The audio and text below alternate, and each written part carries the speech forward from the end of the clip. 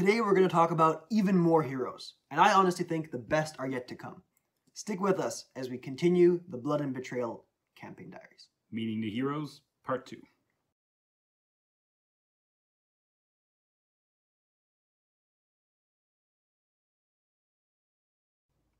Hi, I'm Chris. And I'm Matt, And this is Roleplay Chat. a channel and podcast where we're going to explore the various different aspects of the role-playing hobby and try to become better game masters in the process. Like we said in the intro, today we meet more of our heroes, starting with Randall, the forest dweller. We talked a little bit about Randall last time. Randall is, like the rest of the heroes, is a young boy who lives in Untergard. He's kind of got a penchant for nature, for the outdoors, a little bit of a naturalist in that sense, kind of analogous to the to the ranger kind of archetype that you would see in Dungeons and Dragons. What else is Randall? I think Randall is really, I think something that represents him well is he's a bit more immature than the other ones. He's the youngest, a couple of years I think, and it shows.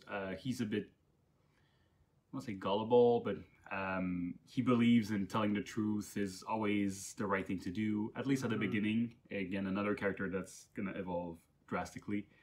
He can get his emotion get the better of himself. He's really about helping. He's kind-hearted. He likes the little animals. He's so it's a typical ranger, but at the beginning of his career, and that still sees the best of everybody, the better part of anybody he meets, and really hopeful about the future. In terms of his relationship with Untergard, Randall obviously grew up in Untergard. His father, who has a love-hate relationship with Randall, some might even consider it to be an abusive relationship. Emotionally abusive. Emotionally abusive, yes. Yeah. Is kind of the village ranger, I guess, and is often gone, spends little time with his son. And for this reason, Randall finds himself often in the orphanage because his mother, I believe, has passed away. Never really explored that too much, who knows? And, and his father is always gone. So in anything but name, Randall is an orphan. And for this reason, he spends a lot of time with Otis, our on paper actual orphan. And they develop a relationship there. So by proxy, Otis and Randall both develop a strong relationship with Granny Mosher, who's kind of like the wise woman of the village. She spends a lot of time in the orphanage, and she's kind of uses like herbal medicines and these kinds of things, and also teaches Randall a lot of what he knows in his naturalist way of life. Yeah, and Randall, who's really kind-hearted, like I said, his father is really rough on him and doesn't like that part of his son. So he tries to like take it out of him, basically. And this side of him that's really core to his personality is embraced by Granny Mosher by showing him how to heal, how to help others, instead of how to kill animals, which he hates to do because he loves the little animals in the forest. So he understands that like we need to eat, but he doesn't like it. So that's why Granny Mosher is one of the only person who kind of nourishes this aspect of him that he enjoys, that he thinks is important. Yeah. And I guess that is also showcased by his pet. He has a pet eagle or hawk called Hackerel, who rests on his shoulder, can do minor errands and tasks for him, helps him hunt, these kinds of things. Yeah, he got this animal by saving Hackerel from a trap. I don't remember the exact details. I think the player came up with it. But basically he saved the animal and then they were kind of bounded together. And they have a very strong relationship. Yes, they do. And it's one of friendship and not of master and... I guess... Master. Yeah. in terms of Randall's, I guess, contributions and comings and goings in Untergard, he doesn't do much more than what I think we already talked about. You know, he engages with Granny Mosher, learns medicinal training from Granny Mosher, sometimes going out and hunting for the village. Yes, normally he would be hunting with his dad for the village, but right now, because it was after the battle, Granny Mosher needed help in the infirmary to deal with all the wounded. So he stayed behind and while his father's gone and helped with that. And he much prefers it. He likes the nature, but he doesn't like the idea of just going there to kill animals, like I said. But that's where he met Umgrim, actually. Umgrim was, we'll talk more in details about him, but he was wounded during the battle, and he's in the infirmary being treated by Granny Mosher and Randall. So they've met for probably a week, maybe two. So I think his relationship is pretty good. Umgrim likes how attentive he is to his needs, but he's still a human. Umgrim is a dwarf. So there was kind of this difference there that was really remarkable, especially at the beginning.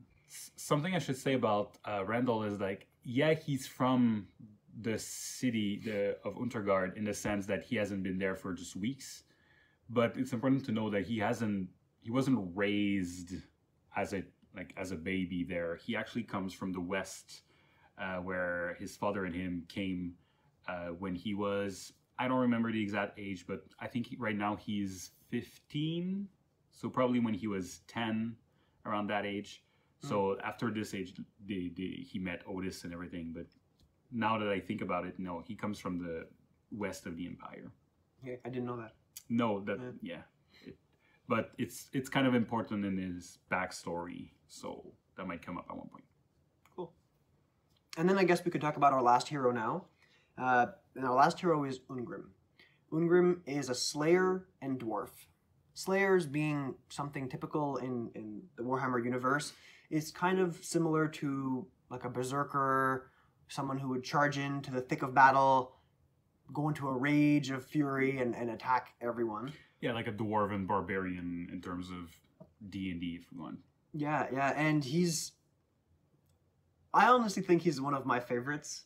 As a person, Ungrim is a really interesting hero because of his personality, which is really get in there, get into the thick of things, fight for honor, fight for those who need it, and die for glory kind of person. Doesn't care about his safety. He's almost the opposite of Otis, where Otis would hide from danger. Ungrim would die for family or friends, really close friends. And that's kind of the Slayer oath. The Slayers are part of, basically is when you lose your honor, you take an oath to die in a glorious manner to redeem yourself. We keep talking about Ungrim's bravery and courage and fighting for honor, but Ungrim is a character who also has his faults. Ungrim, despite all of the advantages and fun aspects of his personality, he's also a very hasty player character. He charges in recklessly, doesn't think things through, and can put the party in a dangerous situation. He's also kind of rude. Yeah. In social interactions, I think one of his aspects was, "What? You think I'm rude?" or something like that. Yeah, what do you mean I'm rude? Yeah. So it comes with its disadvantages and challenges as a player to roleplay. Absolutely. Yes, and as a game master, for me, having a character being so, like, you would rush into situation, it would create sometimes a problem to deal with. Well, as a game master, it was fun, but it could potentially create consequences. But as a players, especially at the beginning, it was frustrating, I think. Yeah, it was a little bit. Maybe we'll talk a little bit about that after we flesh out his character completely. So let's maybe talk about his physical appearance. Obviously, we said he was a dwarf. Yeah. But there was a few other things that were quite special about him. Yeah, Slayers usually, to mark themselves as having taken the Slayer oath, basically shave their head on the side and do a big mohawk, and they taint it orange. So they have Ungrim, not different, would have a big mohawk, an orange mohawk, big muscle, tattoos that would mark his victories against creatures. So Ungrim was kind of experienced, definitely more than anybody in fighting, but even in life, he was by far the oldest. He saw many fights, and it would show in the way he talked to people, especially humans. Yeah, I honestly didn't notice too much racism, but a dwarven slayer is obviously the best fighter around. Kind of attitude towards it. Yes, and the player was, I think he was using this more in terms of crafts, because Ungrim used to be a blacksmith. So whenever he would see beer, blacksmith would, when he saw like swords and stuff like that, he would be like, this is puny human craftsmanship. And for beer, the same, he would be like, this beer tastes nothing. You need a good dwarven beer. So that was pretty much the extent of his racism. It's not like his judgment of the human race, basically. So yeah, he wasn't too like, oh, you're human, you're weak, but there would still be important differences in his mind between the two races. Absolutely. And I think that kind of moves us a little bit towards what he was doing in Intergard. Yes. You know, I'm not sure he would have chosen to protect this place, but I'm pretty sure he had to, right? He was sent to Untergard kind of on a mission, basically. Yeah, with a regiment of Slayers to defend the bridge that was kind of critical to the rest of the war, or at least a portion of Middleland. So he was sent there basically with a promise of a good fight, and that's enough for Slayers. Promise a good fight and probable death, glorious death. So that's honorable death. Honorable death. So that's all he wants. In terms of his relationship with other heroes, we spoke a little bit about how he met Randall. You know, he was in the infirmary being healed by him. He obviously would have also had some kind of interactions with the captain of Untergard, Captain Schreiler. Yeah. Being a clear veteran, a clear combat expert, they would have had some kind of relationship as well. I'm not sure if I'm missing anything. He was treated by Granny Mosher. Yes. You mentioned that, yeah. So we mentioned it in the previous episode, but actually we mentioned it in Randall, the section, that Ungrim was wounded during the battle, and he was one of the only Slayer left behind. Most of them died or left to continue to wage war in another city or other region of the Middleland. So he was left behind, and he had a lot of resentment about this and about surviving this attack and not being able to fight anymore. So he was kind of in that space where a Slayer doesn't want to be. And for the most part, I think that covers our four heroes quite well. Obviously, there's still more to learn about them and watch them grow. So we hope to be able to convey that through our future episodes. Before we film our next episode, we still wanted to give you some context, some additional context about the city of Untergard. We keep talking about it, saying there's a bridge, etc., etc. But I think it might be nice for everyone to have a nice overview of what the city was, get the ambiance and the atmosphere. So Chris, do you want to kind of give us that rundown of what Untergard was, give us the mood, the feeling? That way we can start our next episode on the right foot, right into the action. Yes, so Untergard is actually a city that was founded from another neighbor, close by city. There was a lot of resentment between two clans, and basically they created their own city, and they created that bridge that turned out to be very crucial, and that helped this basically merchant city become really important in the Middleland region.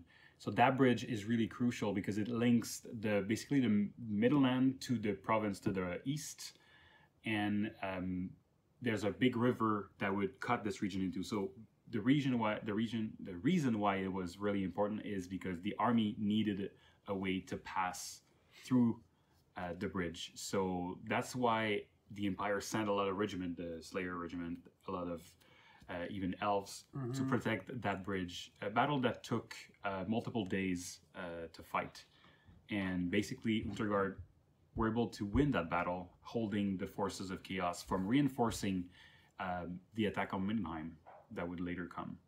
So that's why it was not a fortress city, it was a merchant city who got beaten up. And basically the city is split in two sides of the bridge, and one half is just destroyed, completely wrecked. I didn't even know there was another half. Yeah. Because there wasn't one when we played. Yeah, exactly. And well, there was, at one point you'll see that, no spoilers, but there's going to be a battle, and half of it, the enemies come from just a ruin part. I don't know if you remember, there was like fire, like ruin part. Yeah. It's a long time ago. Yeah. But yes, so half of it is completely ruined, and the other part was pretty safe because the bridge took, the battle was on the bridge, and even the bridge had some holes in it that would create like narrow paths because it would not be full width at this point. Otherwise, Untergard is pretty typical. Right now, after the attack, there's maybe 100 survivors that left that are not battle tested. There's just like citizen. Yeah, it's really the state of this town is there's no military presence. As we said before, there are many of the high-level commanding officers of Middelland that are no longer in Middelland. So Untergard included, there's very few people left here to fight. The ones that were here fought in other battles, were wounded, such as Ungrim, or have left, such as the other slayers that Ungrim was a part of. So the town itself is kind of desperate for leadership, kind of desperate for people who are combat ready and able to defend them. Mostly civilians, mostly children, women, orphans, sick, elderly, these kinds of things. Yeah, and the person in charge is Captain Schreiler, who's, yes, a captain. He's a veteran, but he's old. He's battle tested, but he stayed back because he knew the city, and he was not. He was too old to go to war, to fight in the whole thing. So he would use his leadership to help the city, who's actually at this point under martial law. So with him and Granny Mosher, who's kind of the wise woman, they would form kind of a council to help everybody survive. And we say everybody, there's only about 100 people left in this city now, which is a fraction of the actual population of Untergard. So just to give you guys that context, I don't think we need to dig too much deeper into it, but hopefully that gives you the details that you need just to get a good idea of our heroes. We talked about Randall, we talked about Ungrim, we talked about Untergard. In our previous episode, we talked about Diedrich, and we talked about Otis. So we'll be exploring their adventures in the episodes to come. I look forward to it. Before closing out the show, as always, we're going to have our small segment where we ask each other questions from DM to player, or GM to player. So Chris, I don't know if you wanted to start, but I have a question for you that I forget. So you're going to go. All right. I was wondering at this point, I created the characters. I gave you a rundown of the place, of the scenario. I was wondering, what did you expect? Because I don't think I had ever GM'd the game for you. So did you have any expectations, or even were you scared of anything? Yeah, so it was my first time with you as a game master. Honestly, my expectations were more fixated on the Warhammer universe. I knew it was something that you cared deeply about. Oh. I knew it was something that had a very deep, rich history. As a teenager, I played a little bit of Warhammer, but the tabletop, the little figurines, combat, fantasy battle. Yeah, so I knew some of the lore, and I knew that it was very rich. So I was kind of excited, actually. I was excited to explore this universe that that you were going to be presenting to us. In terms of concerns, I kind of nothing that isn't normal for me. I usually worry about team synergy. It's one of the things that bugs me as a game master the most, and also as a player. Other than that, I was looking forward to seeing what kind of story you would craft for us.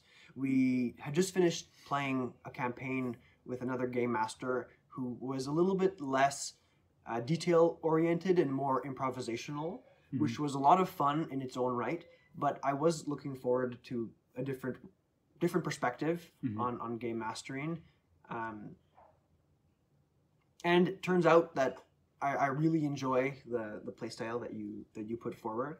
So we can maybe talk about the reasons I liked it as we dig deeper into our campaign and explore some of those details.